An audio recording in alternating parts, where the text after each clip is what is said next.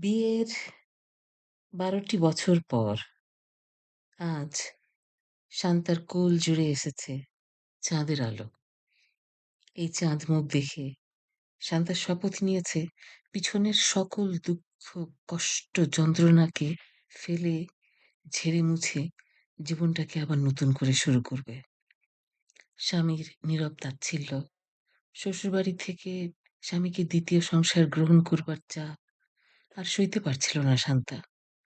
নতুন নতুন বিয়ের পর ৫ বান্ধবী যখনই আলাপে বসত, সবার মুখে এক কথা, বেশি সন্তান পালাপোষা অনেক খরচ। স্বামীর সাথে থাকতে গেলে প্রিকশন নিতে হয়। আর শান্তা তখন ভাবত, আমি তো ডাক্তারের ক্লিনিকে ছুটোছুটি করছি, কম দিন ধরে নয়। ভিতরের শরীরে কত না কাটাছেঁড়া চলছে। কোনো প্রিকশন তো লাগে না।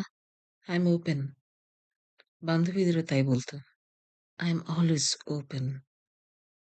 বান্ধবীদের এই কথা বলার পরও ডাক্তারের সেই একই রিপোর্ট। বাল্যকাল হতেই তার ওভুলেশন কখনো হয়নি। উগান্ডার মেয়েদের মতো বিশাল বপু ছিল জন্ম থেকেই, কিন্তু মেয়েলি আচরণে কোনো খেদ ছিল না। আজ প্রকৃতি তাকে কি এক অসহ্য পরীক্ষার মধ্যে ফেলেছে। প্রেমিক যিনি, আজ স্বামী তিনি। অথচ স্বামী এখন বেঁকে বসেছে তার পরিবারের চাপে, যখন তখন ছেড়ে দেবার হুমকি। শান্তের বৃদ্ধ বাবা আজ মানসিক রোগী। মা এখন জানামাজার আশ্রয় নিয়েছে। সোনার হরিণ নামক লেকচারারের চাকুরিটি সে পেয়েছে তার বিভাগে। সুতরাং কি নেই তার? বিশ্ববিদ্যালয়ের শিক্ষক, সমাজে অসম্ভব সম্মান, স্বামীর সরকারি চাকরি, উচ্চপদস্থ পরিবার, উচ্চাভিলাষী, উচ্চাকাঙ্ক্ষী, কিন্তু বাইরের দিক দিয়ে সবকিছুই তো ঝলমলে। তার কি না নেই, কিন্তু আবার কি বা আছে? সেদিন রোকেয়া হলের অফিসে মনিকার সাথে দেখা। মনিকাকে চেনে, কারণ তারা এক পাড়ায় থাকতো। পাশে মনিকার মাও বসে আছেন। কিন্তু এসব লোকদেরকে কি অত চেনার সময় আছে আর তার? এখন না সে বিশ্ববিদ্যালয়ের শিক্ষক। ছোটবেলা থেকেই শান্তির ভালো রেজাল্ট করার ইতিহাস সবাই জানে। শুধু দ্বিতীয় শ্রেণীতে দুবার রেখেছিল তার বাবা মা তাকে, তাই মনিকার ক্লাসমেট হয়ে গিয়েছিল। সেজন্য সেটি শুধু মনিকাই জানে, না হলে তো মনিকার কাছে সে এখন আপা হয়ে যেত। শান্তা আপা বলেই মনিকা তাকে ডাকতো, তাই না? এখন তো দুজন ক্লাসমেট।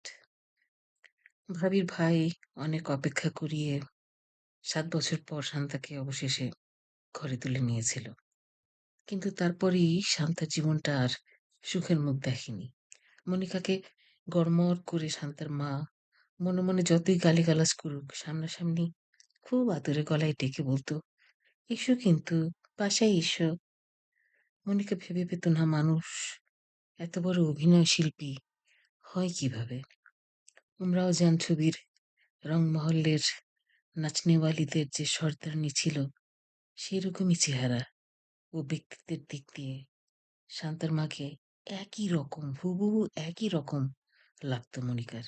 কিন্তু এ তো সম্ভব নয় যে ওই সর্দারনি অভিনয় সেরে টিভি সেট থেকে লাফ দিয়ে নেমে শান্তাদের ঘরে এসে শান্তার মায়ের ভূমিকায় অবতীর্ণ হয়েছে। তা নিশ্চয়ই নয়। কিন্তু কিভাবে সম্ভব এত অভিনয় করা? নিখুঁত ভালো ব্যবহার, মিষ্টি কথা, অথচ পেটে কিলবিলে সাপের ফুসফুসানি। মনিকাদের বাড়ির পাশের জলা জায়গা জুড়ে বিরাট বড় একটা কাঁচা বাজার হয়েছিল। পরবর্তীতে মনিকা সেই বাজারে গেলে একদিন পিছন থেকে কার যেন ডাক শুনতে পায়। প্রবাদ আছে, পিছন থেকে নাম ধরে ডাকলে তাকাতে নেই। প্রেতেরা, প্রেতাত্মারা পিছন থেকে ডেকে পথ ভোলায়। রাত হলে মনিকা তাকাতো না, কিন্তু দিন বললেই আর তার বাবা তার পাশে দাঁড়ানো, তাই মনিকা মিষ্টি অচেনা মোহময় কণ্ঠস্বরে পিছনে তাকালো। ও মা গো! আর কেউ নয়, এই যে সাক্ষাৎ সেই জলসা ঘরের রংমহলের সর্দারনি নাচনিওয়ালিদের সর্দারনি শান্তার মা, কি কথা তার মনিকার সাথে! এখন আবার এমন ভাব, মনিকাকেই সে চেনে। তার পাশে তার দাঁড়ানো বাবাকে তেমন একটা যেন চেনে না। অথচ ২ পরিবারের কতই না চেনা জানা। মনিকা একে, একে জিজ্ঞাসা করল, তারা বাড়িতে সবাই কেমন আছে? শান্তারা কেমন আছে? শুধু শান্তার বেঁটে স্বামীটার কথা বাদ দিয়ে। এসব অতীত আজ। কারণ সংসারটি এখন নতুন উদ্যমে সামনে চলছে। শান্তা অনেক কষ্ট স্বীকার করে একটি পুত্র সন্তান জন্ম দিয়ে তার স্বামীকে উপহার দিয়েছে। ১২ বছরের সংগ্রাম সফল করে। অথচ এই সোনার হরিণ নামক লেকচারার এর চাকরিটা পাশাপাশি হারিয়েছে তার আইন অমান্যের অপরাধে। প্রাইভেট কলেজে এখন শিক্ষকতা করছে। কিছুদিন পর স্বামী চলে যাবে আরো উচ্চ পদ গ্রহণ করে বিদেশে চাকরির সূত্রে। তখন এই কাজটিও তাকে ছাড়তে হবে। স্বামী সন্তান নিয়ে ব্যস্ততা বেড়ে যাবে। চাকুরিজীবী হবার দম্ভ শেষ হয়ে যেতে, যেতে শুরু হবে গৃহবধূ হবার অহংকার। এই সকল অহংকার আর দম্ভ কারোর জন্য নয়, শুধু তুলে রাখা আছে মনিকার জন্য। ওকে পেলেই দেখাবে এক হাত। মনিকাকে যে তার ভীষণ ভালো লাগে, এই ভালো লাগার কথা তার স্বামীকেও সে বলেছে। স্বামী তাই কেমন না কেমন ভাবে মনিকাকে না দেখলেও খুব চেনে। স্বামী প্রবরটি মনিকাদের পাশের বাসায় একবার এসেছিল তার কোর্সমেট কালামানিকের সাথে দেখা করতে। দুজন বন্ধু এবং দুজনেই যেন দুটো কালো মুক্ত, মানে মুক্তা, পার্ল। জীবনের সাফল্যে তারা মুক্তার মতোই জ্বলজ্বলে এবং জীবনে সবকিছুতেই তারা শীর্ষে। সেই দম্ভে গর্বিত তাদের পরিবার পরিজন। কিন্তু মনিকার বাড়ি পেরিয়ে যখন যেতে হয় কালামানিকের বাড়ির খোঁজে, তখন কেন যেন খেয়ালে আসে মনিকার কথা। চোখটা টেরা করে, ঘাড়টা বেঁকিয়ে সেই রাস্তা থেকে ৩ তলায় তাকায় শান্তার স্বামীপ্রভুর সেই মনিকাদের বাড়ির দিকে। দেখে বারান্দায় কেউ আছে। এটা তো সেই মনিকাদেরই বাড়ি না? ওমা! দেখে ফেলল যে মনিকা দাঁড়িয়ে আছে ওখানে। তাকে দেখে চিনে ফেলল না তো?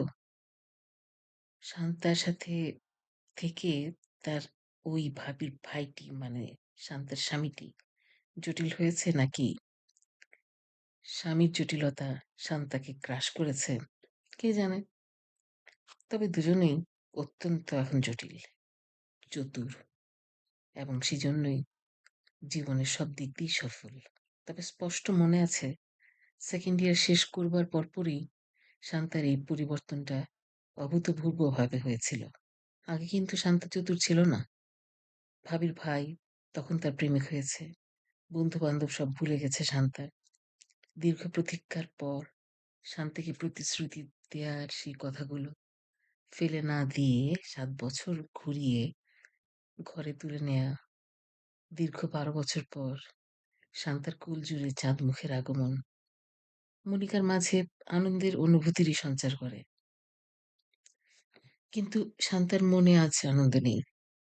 অনেক সংগ্রাম আর ঘৃণার বাষ্প চারিদিকে ছড়াতে, ছড়াতে নিজেকে তার মধ্যে আবদ্ধ করে সবকিছু থেকে দূরে সরিয়ে লক করে দিয়েছে যেন। সামাজিকতায় তার মায়ের থেকে হয়তোবা এক কাঠি উপর দিয়ে যায় বা যাচ্ছে পেটে কিলবিলের শব্দের ফুসফুসানি নিয়ে।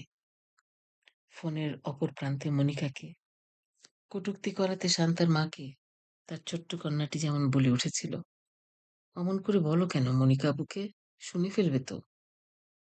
উত্তরে ধমকের সুরে গর্জে উঠেছিল তার সর্দারনি মা। বলেছিল চিৎকার করে, শুনলে শুনুক। আজ ৩ দশক পরের এই সময়ে এসে শান্তা তার মায়ের ওই বয়সে উপনীত হয়েছে। সেও নিশ্চয়ই তার মায়ের মতোই বীর দর্পে মনে করে, কিছু কি যায় আসে? কি যায় আসে? যে যাই ভাবে ভাবলে ভাবুক, শুনলে শুনুক।